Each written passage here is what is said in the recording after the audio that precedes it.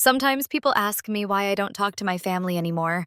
And when they do, I can feel my chest tighten the same way it did that morning in my childhood kitchen when everything started to unravel. You know how some moments burn themselves into your memory so clearly that years later you can still smell the coffee brewing and feel the morning sunlight coming through the window? That's how I remember the day my older brother Marcus first showed me who he really was, beneath all the family photos and holiday dinners we'd shared for decades. I was 21 that spring morning, home from college for a long weekend, when Marcus asked me to stand against the kitchen wall where our mother had been marking our heights since we were toddlers. Those pencil marks climbing up the white paint told the story of our whole childhood, and I actually smiled when I pressed my back against the wall, remembering how proud I used to be when I'd grown even half an inch. Marcus was 25 then, had been out of college for 3 years, and was working at an accounting firm downtown. He'd always been the golden child in our family, the one who did everything right. Graduated with honors, got the stable job, bought the sensible car. And he'd always been the tall one, something he mentioned at every family gathering like it was an achievement he'd worked for rather than simple genetics. When he put the ruler on top of my head and drew the new line, I watched his face change like someone had flipped a switch. The casual morning conversation energy drained out of the room as he stared at the marks on the wall, measuring the distance between his last mark and mine with his fingers. Then he measured again, like maybe he'd made a mistake the first time.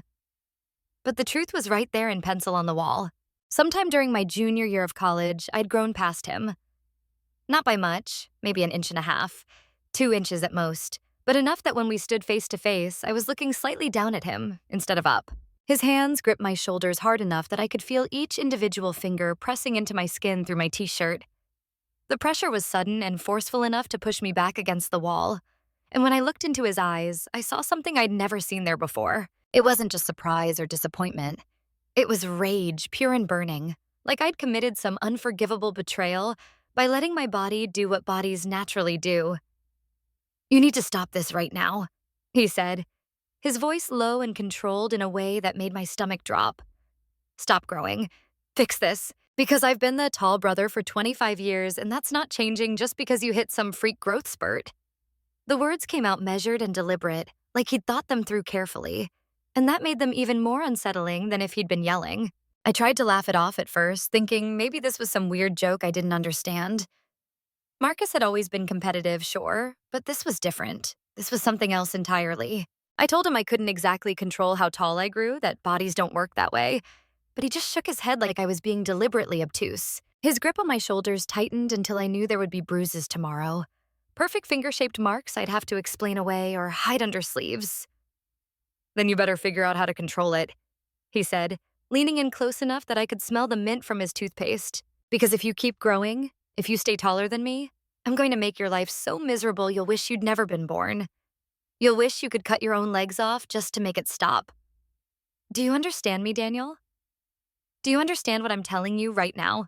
That's when our mother walked in carrying her coffee mug, and she saw Marcus shoving me against the wall hard enough that the framed photos rattled on their hooks. I'll never forget the sound her mug made when it hit the tile floor, coffee splashing across the white cabinets like abstract art.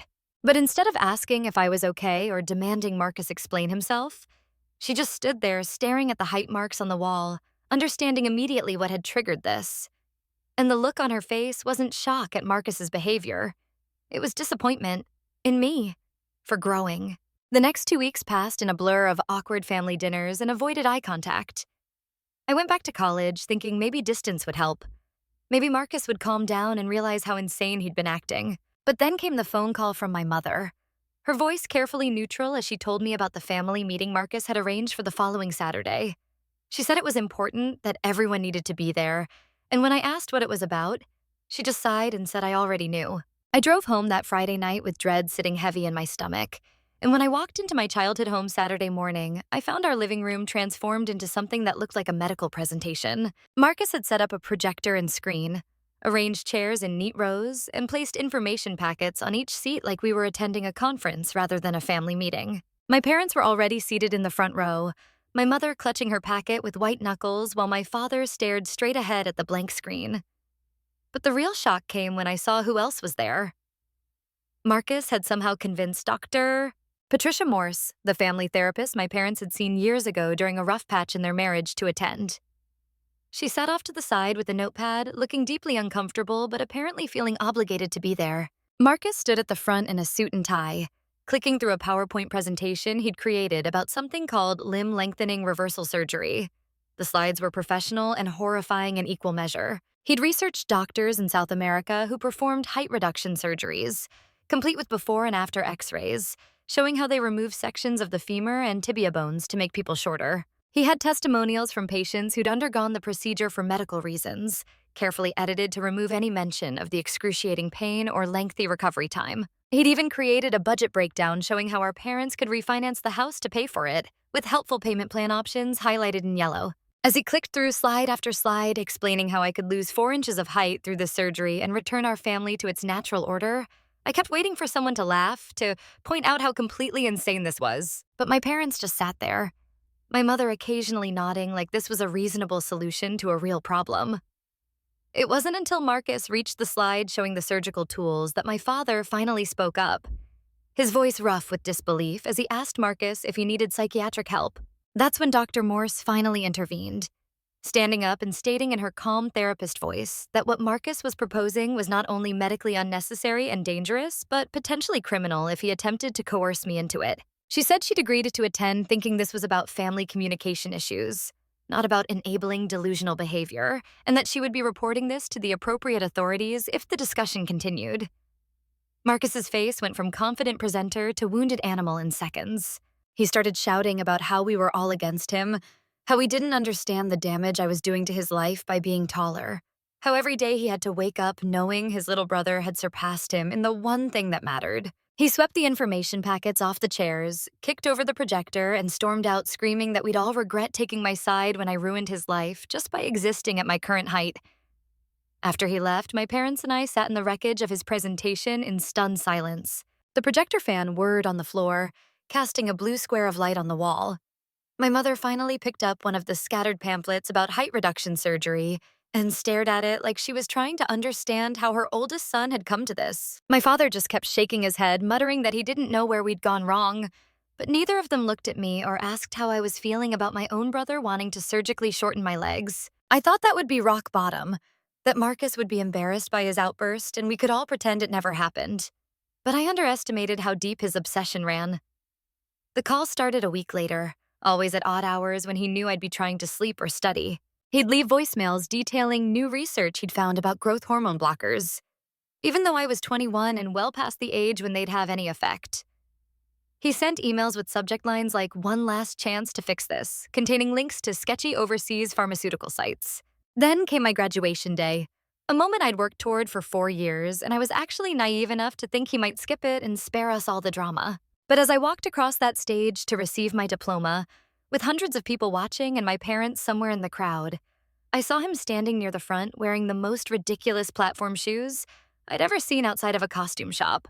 They had to be at least 7 inches tall, these massive black platforms that made him wobble with every step like he was walking on stilts. As the dean shook my hand and handed me my diploma, Marcus started pushing through the crowd toward the stage, his arms raised above his head like a victorious boxer. He was shouting something about still being the tallest sibling, his voice carrying over the polite applause as he stumbled forward on those ridiculous platforms. People started pulling out their phones, sensing something memorable was about to happen, and I stood frozen on the stage, clutching my diploma as my brother made a spectacle of our family dysfunction in front of everyone I'd gone to school with. He made it to the photo area where graduates were posing with their families, demanding to stand next to me to prove he was still taller with his platforms.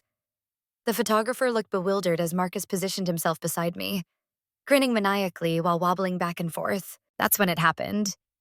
He took one wrong step, his ankle rolled, and the platform shoe gave way. The crack when he hit the ground was audible even over the crowd noise, his ankle bending at an angle that made people gasp and turn away. But instead of accepting help or letting the EMTs who rushed over take him to the hospital, Marcus did something that still haunts me. He pulled a bag from inside his suit jacket, and before anyone could stop him, he was pulling out syringes filled with something he'd clearly prepared in advance. His girlfriend, Rebecca, who I hadn't even noticed in the crowd until that moment, started screaming and trying to grab them away from him, but he was already injecting himself in the thigh right there on the graduation lawn. He kept shouting that it was human growth hormone, that he'd sourced it from overseas, that he'd calculated the exact dose needed to grow 6 inches in 6 hours. People formed a circle around him like he was a street performer, while he injected syringe after syringe into his legs, his arms, anywhere he could reach. Rebecca was sobbing, begging him to stop, telling everyone he'd been planning this for weeks, stockpiling hormones and researching rapid growth techniques. By the time security arrived, he'd injected at least 15 doses, and his body was already starting to convulse from the overdose. What happened next was like something out of a medical horror movie.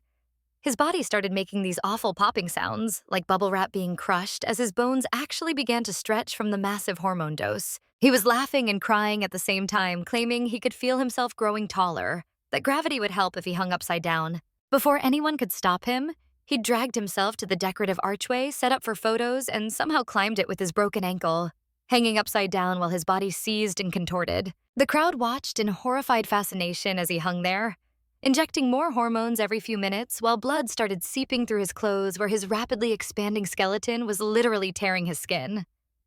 Parents covered their children's eyes. Someone was live streaming the whole thing. The EMTs set up a ladder to try to get him down, but he climbed higher, tying weights he'd apparently brought for this purpose to his ankles to help stretch himself out. He stayed up there for hours, his body contorting in ways that made people vomit on the grass below. When his organs started failing from the massive hormone overdose and the stress on his system, when he finally had the inevitable heart attack and fell 20 feet onto concrete, the damage was catastrophic. Not just from the fall, though that alone would have been bad enough. The growth hormones had caused his bones to grow rapidly but unevenly, fusing joints at wrong angles, elongating some bones while leaving others normal size. His skeleton had literally deformed itself into something that barely looked human anymore. His spine curved and twisted, his limbs different lengths. The doctors at the hospital later told us that the hormone overdose had caused such severe damage to his kidneys that he'd need dialysis for the rest of his life. The uneven bone growth had actually made him 3 inches shorter than before, his spine compressed and curved from the rapid, uncontrolled expansion.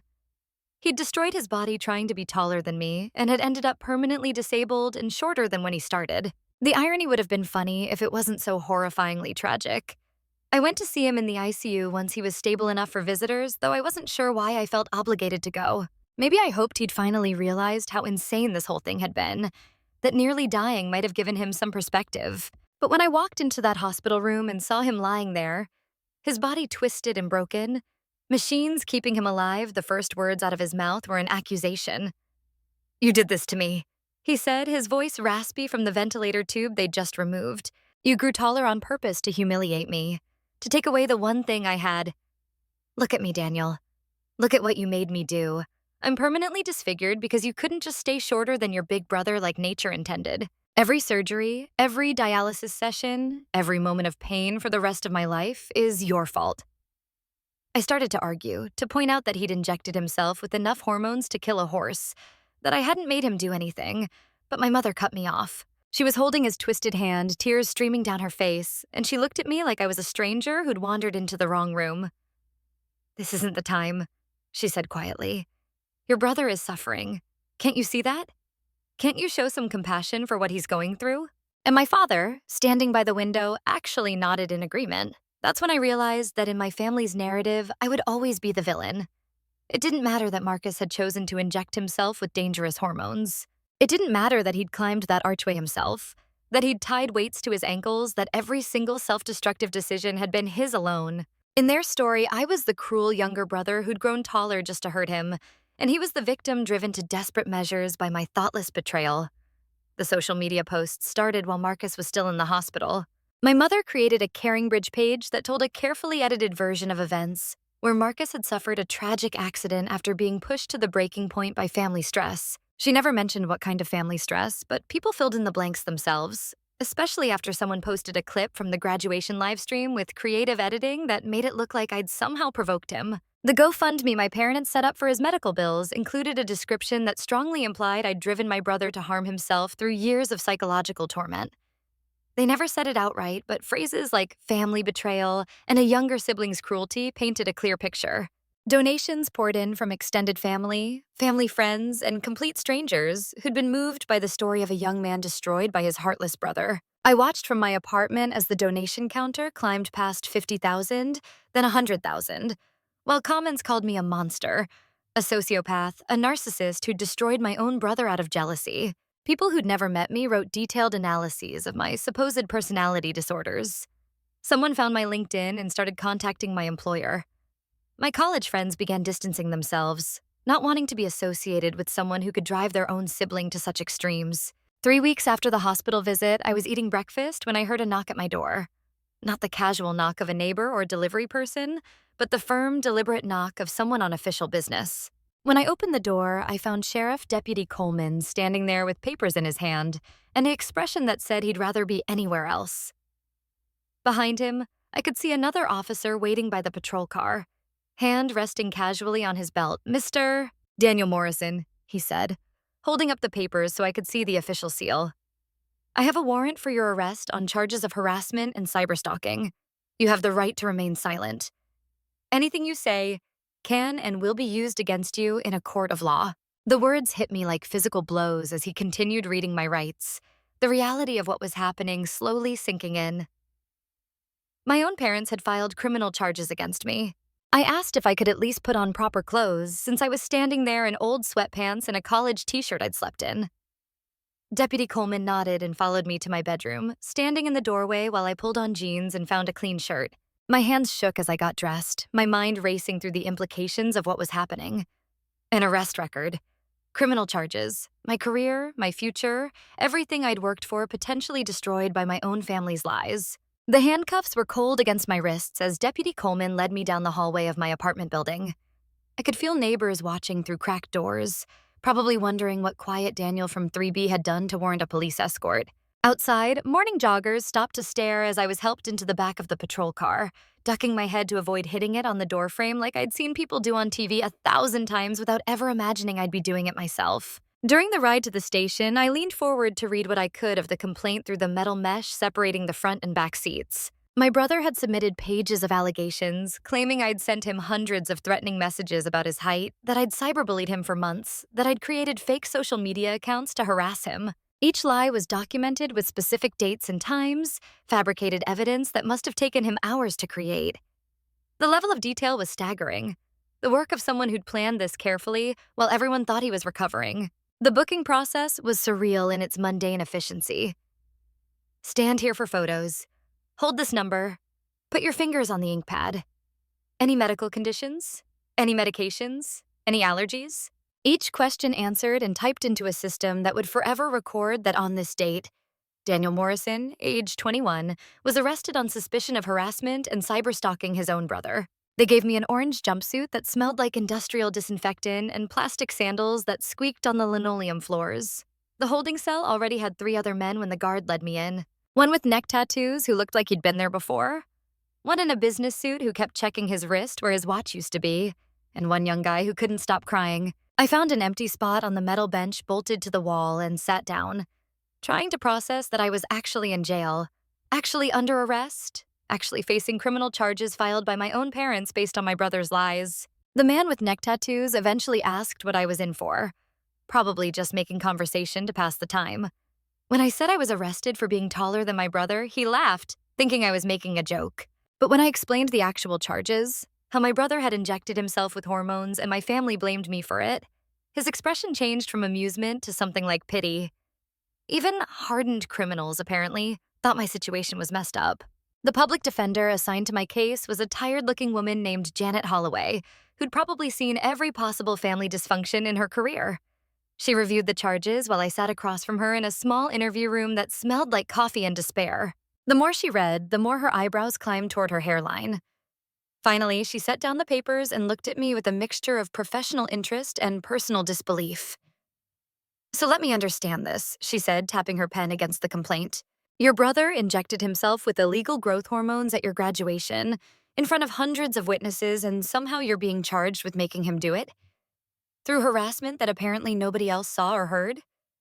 And your evidence is that you exist at your current height?" She seemed to be trying not to laugh, which might have been funny if I wasn't sitting there in an orange jumpsuit facing actual criminal charges. My bail hearing was scheduled for the next morning, and Janet warned me that my parents would probably be there since they were listed as victims in the complaint.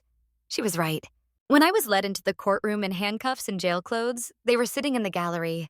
my mother dabbing at her eyes with a tissue while my father stared straight ahead. They'd brought Marcus's girlfriend Rebecca as support, and she looked at me with such venom that I wondered what version of events she'd been told.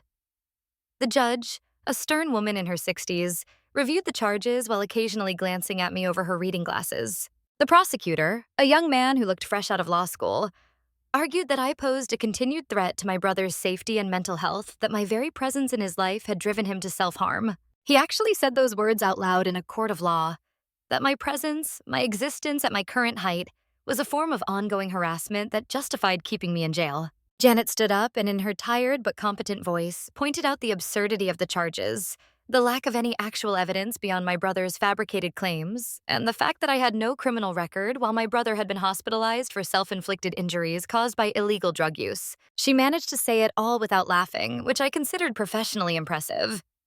The judge set bail at $5,000 and ordered no contact with my family, which was fine by me since I had no desire to speak to any of them. My college roommate Kyle bailed me out that afternoon, showing up at the jail looking shocked and confused, but loyal enough to help without asking too many questions. The ride back to my apartment was quiet except for the radio playing top 40 hits that seemed to come from a different universe where families didn't destroy themselves over height differences. When we got to my building, Kyle finally asked what had really happened, and I found myself laughing, actually laughing, as I tried to explain the inexplicable.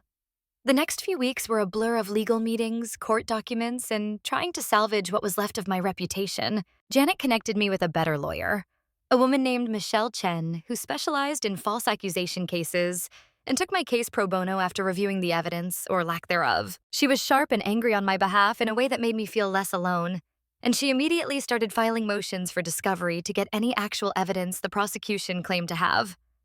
What came back was laughable. If anything about this situation could be considered funny. The threatening messages my brother claimed I'd sent? They didn't exist. The social media harassment? No record of it. The months of cyberstalking? Complete fabrication. The prosecution's entire case rested on my brother's word and my parents' testimony that I'd always been jealous of Marcus, which was news to me since I'd spent most of my life looking up to him. Literally and figuratively. Michelle also tracked down witnesses from the graduation incident, including several people who'd recorded video on their phones. One girl named Harper had filmed almost the entire thing, from Marcus stumbling toward the stage in platform shoes to him injecting himself while hanging from the archway. Her footage clearly showed him acting alone, driven by his own demons, while I stood frozen on the stage, looking as shocked as everyone else. She agreed to testify if needed, saying she'd been traumatized by what she saw and couldn't believe anyone was blaming me for it. The preliminary hearing was set for 6 weeks after my arrest, and Michelle spent that time building a defense that systematically destroyed every claim my family had made. She found the EMT report stating that Marcus had been conscious and refusing treatment, insisting he needed to get taller. She got statements from the platform shoe store confirming he'd bought them weeks before graduation, showing premeditation. She even tracked down the overseas pharmacy where he'd sourced the growth hormones, proving he'd been planning this for months. During this time, I also started seeing a therapist named Dr. Sarah Winters, who specialized in family trauma and scapegoating dynamics. She helped me understand that what was happening wasn't really about height at all, that Marcus had likely been struggling with deeper issues for years and had fixated on our height difference as a safer target than addressing his real problems. She taught me about family systems that need a designated problem person to function, and how I'd been chosen for that role long before I grew those fatal 2 inches. The day before the preliminary hearing, something unexpected happened. A journalist named Travis Lane, who'd been covering the story after it went viral locally, called to tell me he'd been contacted by someone claiming to be close to my brother. This person, who wanted to remain anonymous, said Marcus had been showing signs of body dysmorphia and delusional thinking for over a year, that he'd been measuring himself obsessively and had melted down when a doctor told him he'd stopped growing at 25. The source provided Travis with screenshots of Marcus's search history, showing hundreds of queries about height enhancement, growth hormones, and limb-lengthening surgery dating back over a year. There were forum posts under pseudonyms where he detailed his plans to make me shorter, either through surgery or by making me so miserable I'd agree to it myself. In one post, he'd written about considering putting growth inhibitors in my food when I visited home, though apparently he'd decided that was too risky. The preliminary hearing arrived on a gray Thursday morning that matched my mood perfectly. Michelle had prepared me for what to expect, but walking into that courtroom in a suit instead of jail clothes, seeing my parents sitting on the prosecution's side like strangers, still felt surreal. The prosecutor, who I learned was named Anthony Meyer, looked less confident than he had at the bail hearing, shuffling papers and avoiding eye contact with Michelle, who radiated the energy of someone who knew they were about to destroy their opposition. The judge called the hearing to order, and Anthony began presenting the state's case, though his heart clearly wasn't in it. He summarized the charges, mentioned the family's claims, but even as he spoke, you could tell he knew this was a house of cards waiting to collapse. When he finished, the judge asked Michelle if she'd like to present evidence, and that's when everything changed. Michelle asked permission to show video evidence that would clarify the events in question. When the judge agreed, she connected her laptop to the courtroom screen, and suddenly there was Harper's video playing in crystal clear quality. The entire courtroom watched as Marcus climbed the archway himself, as he pulled out syringes and began injecting himself while people begged him to stop, as he screamed about needing to be taller than me while his girlfriend tried to wrestle the drugs away from him. The video is damning. But Michelle wasn't done. She called the EMT who'd responded to the scene, a professional named David Park who testified that Marcus had been alert and oriented, that he'd specifically refused transport, while stating he couldn't let his younger brother be taller. She introduced the pharmacy records showing Marcus's hormone purchases. She presented his search history, his forum posts, the evidence of months of planning that had nothing to do with any harassment from me. By the time Michelle finished, even my parents looked shaken. The narrative they'd built, where I was the villain who'd driven poor Marcus to desperation, had crumbled in the face of actual evidence. The judge called a recess, and when she returned, she had harsh words for everyone involved. She said the court system wasn't a tool for family vengeance, that filing false charges was a crime in itself, and that she was deeply disturbed by what she'd seen and heard. Anthony Meyer stood up slowly, looking like he'd aged years in the past hour, and made a motion that shocked no one. The state was dropping all charges due to lack of evidence and witness testimony that contradicted the initial complaint. The judge granted the motion with prejudice, meaning the charges could never be refiled, and added a mutual restraining order that would prevent any contact between family members for 18 months. It was over, at least legally. My parents left immediately without looking at me, but I caught my mother's expression as she passed, and for just a moment, I saw something that might have been regret or recognition of what they'd done. Or maybe I was just seeing what I wanted to see, still hoping for parents who would choose me over the comfortable lie they'd been living. Michelle squeezed my shoulder and told me I was free, really free this time, and that I should be proud of how I'd handled everything. The aftermath was quiet in a way that felt both peaceful and empty. The online harassment gradually died down as the truth spread. Travis Lane published his article with all the evidence Michelle had presented, and public opinion began to shift. The GoFundMe donations slowed, then stopped, though my family had already collected enough to cover Marcus's medical bills and then some. I wondered sometimes if that had been part of the plan all along, if the criminal charges had been as much about money as about punishing me for existing. 6 months later, I got word through Kyle, who'd heard from a mutual friend, that Marcus had finally entered a residential treatment program for body dysmorphia and delusional disorder. The program specialized in cases where physical appearance obsessions had led to self-harm, and reportedly, he was making progress. Part of me was glad he was getting help. Another part wondered if he'd ever acknowledge what he'd put me through.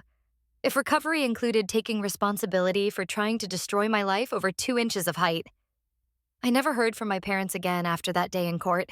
No apology, no explanation, no acknowledgement that they'd chosen to believe lies and filed criminal charges against their own son rather than face the truth about Marcus's mental health issues. The restraining order expired eventually, but by then, the silence had become normal. I'd built a life without them, found a job in a new city, made friends who knew nothing about my family drama, created a chosen family that valued truth over comfortable delusions.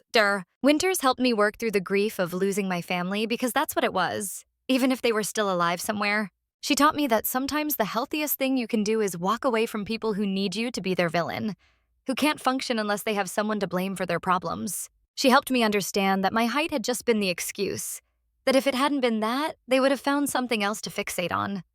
Some other way I'd failed to play my assigned role in their dysfunction. The last I heard, Marcus was still in treatment, still on dialysis, still living with the consequences of injecting his body with massive amounts of black market hormones. My parents were still playing the role of devoted caregivers to their troubled son, still telling anyone who'd listen about the family tragedy that had torn them apart, though I imagine they'd edited the story significantly since the truth came out. And I was still exactly as tall as my genes had decided I should be, living a life where that fact was completely unremarkable.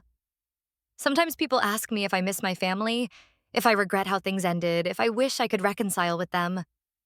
The honest answer is complicated. I miss the family I thought I had, the parents and brother who existed before that morning in the kitchen when everything changed. But the family that filed criminal charges against me, that blamed me for Marcus's self-destruction, that needed me to be their scapegoat, I don't miss them at all. I've learned that sometimes the most loving thing you can do, for yourself and for them, is to simply walk away and stay away. My story went viral eventually, became one of those cautionary tales people share about toxic family dynamics and the danger of refusing to acknowledge mental health issues. Therapists wrote articles analyzing it. Reddit had a field day with it.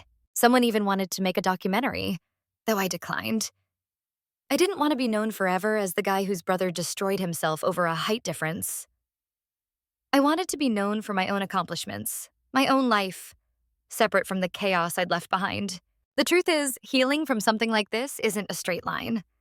There are days when I see brothers laughing together in a restaurant and feel a pang of loss for what we could have had. There are nights when I dream about that graduation day, about what might have happened if Marcus had just accepted that his little brother had grown taller, if he'd been able to find his identity in something other than being the tallest in the family. But most days, I'm grateful for the peace I've found, for the life I've built without the constant drama and blame.